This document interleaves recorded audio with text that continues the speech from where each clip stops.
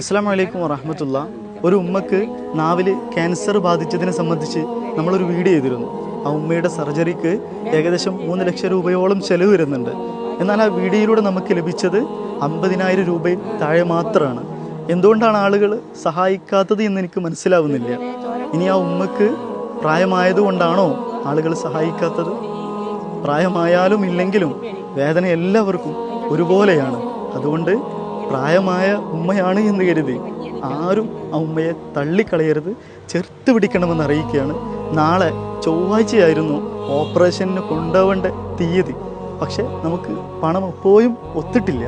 അതുകൊണ്ട് നിങ്ങളാൽ കഴിയുന്ന രീതിയിൽ ആ ഉമ്മയെ ചേർത്ത് പിടിക്കണമെന്ന് അറിയിക്കുകയാണ്. ഇനി നിങ്ങളെ കൊണ്ട് സഹായിക്കാൻ കഴിയില്ല എങ്കിൽ ഒരു ഷെയർ കൊണ്ടെങ്കിലും ആ ഉമ്മയെ സഹായിക്കണം.